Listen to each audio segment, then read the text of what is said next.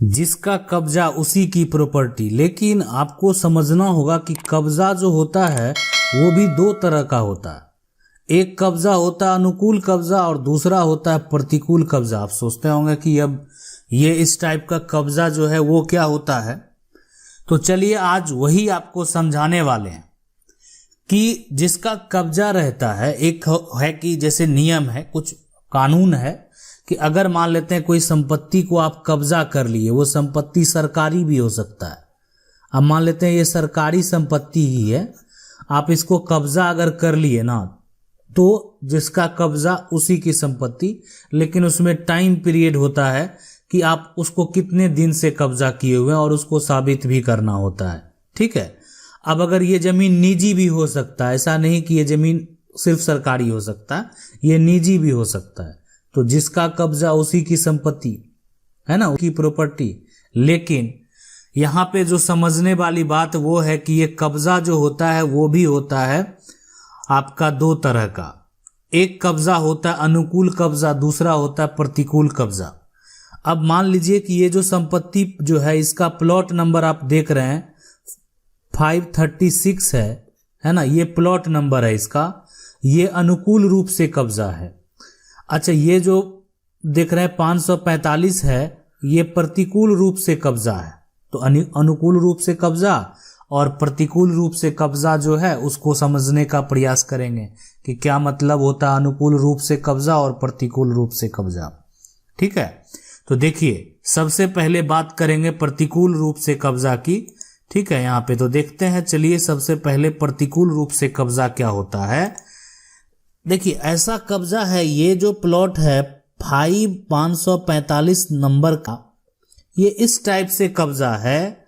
वैसा व्यक्ति इसको कब्जा किया है कि संपत्ति पे जो नाम है, मतलब इस संपत्ति पे जो नाम दर्ज है वो अभी भी किसी दूसरे व्यक्ति का है। मतलब संपत्ति का मालिक का नाम दर्ज है, लेकिन कब्जा कोई और किए हुए है और उससे उसका जो है जीविका चल रहा है।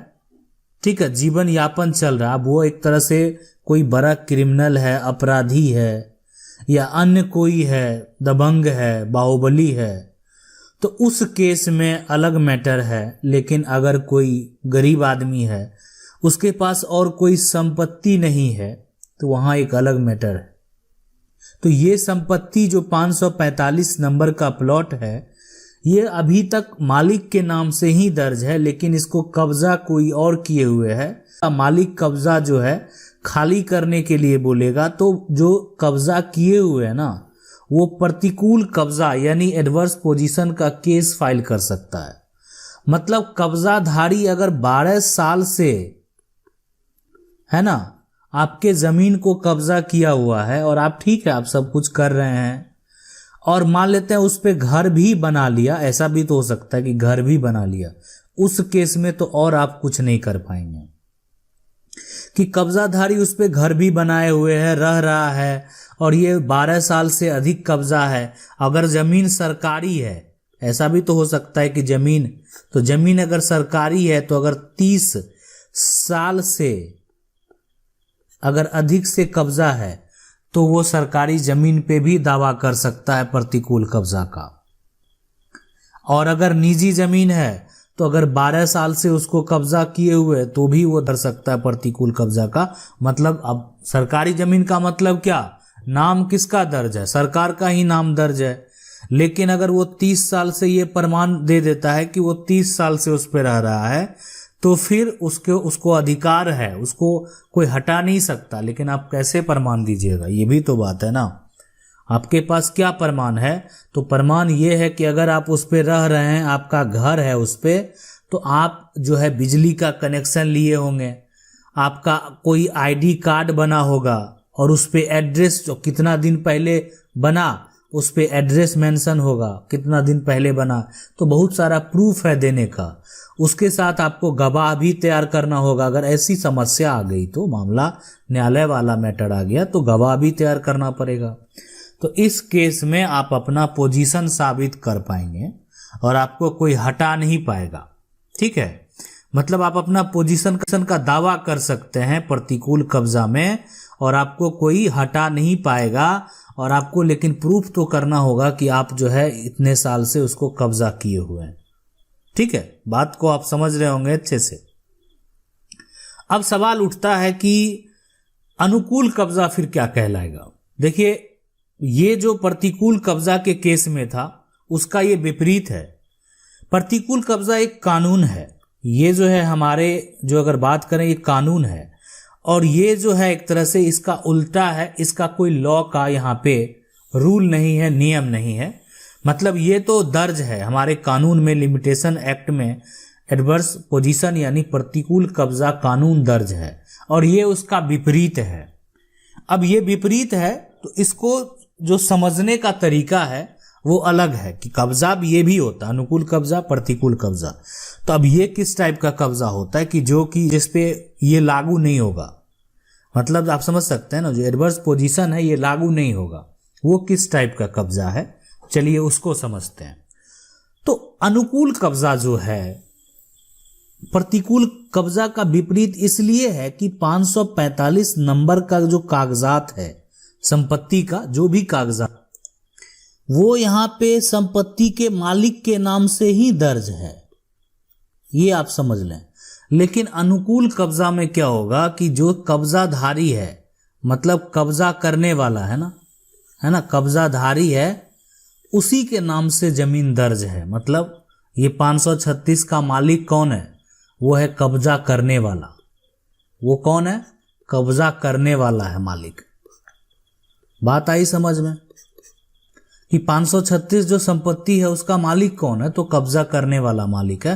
कैसे कि इसलिए कि ये संपत्ति जो है पहले किसी और का था, और ये आदमी जो है एक तरह से जाली कागज बनवा लिया। हो सकता है कि उसका सर्वे करा लिया होगा, हो सकता है उसका जाली जो है एक तरह से रजिस्ट्री होगा। ठीक है, ये भी तो हो सकता है कि उसका रजिस्ट्री जाली होगा। तो ये सारा कागजात हो सकता है, मतलब जो रजिस्ट्री किया है वो जाली होगा, वो कहीं दर्ज नहीं होगा, या फर्जी तरीके से जो है रजिस्ट्री करवा लिया गया किसी और को जो है खड़ा करके। और पहले का ज़माना उतना डिजिटल नहीं हुआ करता था, अभी का ज़माना और पहले के ज़माने में फ़र्क है। पहले का ज़माना उतना डिजिटल नहीं था, किसी को भी खड़ा करके जो है वो करवा लिया जाता था। ठीक है, तो ये चीज़ अगर है इस केस में, तो कागज तो किसके पास है, कब्जाधारी के पास ना, जो कब्जा किया हुआ है। तो प्रतिकूल कहाँ से हो गया, प्रतिकूल एडवर्स पोजीशन की तो बात ही नहीं है। अब वो कहाँ कह रहा है कि हम दूसरे की जमीन को दखल किए हैं। बात आई समझ में, आप अच्छे से समझ रहे, बात आई समझ में, आप अच्छे से समझ रहे होंगे इसको। ठीक है, कि यहाँ पे जो ये तो कोई नहीं कह रहा है ना कि हम दूसरे की संपत्ति को कब्जा किए हुए हैं, वो तो खुद उसके नाम से संपत्ति है।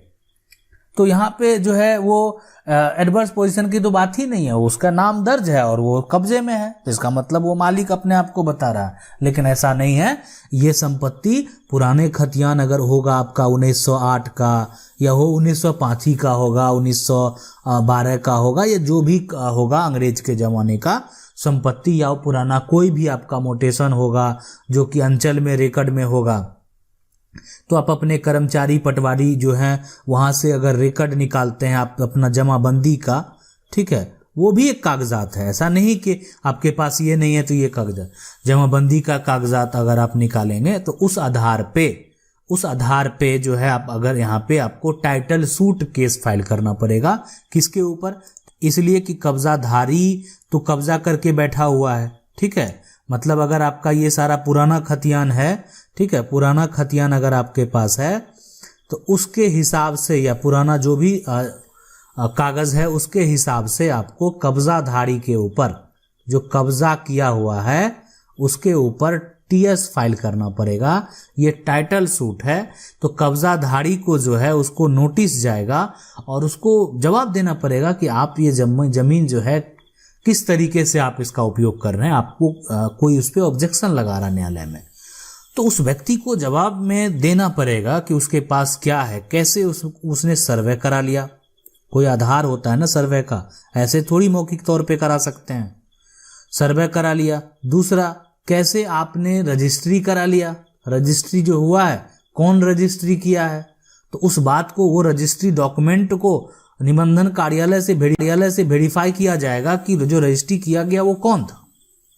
ठीक है, किसका मतलब आईडी प्रूफ उसमें गया, कौन उसमें दस्तखत किया, कैसा दस्तखत किया, बहुत तरह की चीज है।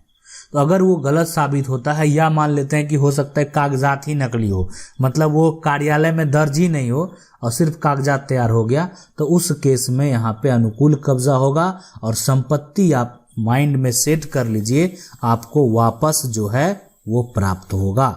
ये माइंड में आप सेट कर लें। आशा करते हैं वीडियो अच्छा लगा होगा। वीडियो अच्छा लगा वीडियो को लाइक जरूर कर दें, चैनल को पहली बार देख रहे हैं सब्सक्राइब करके जो बेल आइकन है उसको जरूर दबा लीजिए। मिलते हैं अगले वीडियो में, तब तक के लिए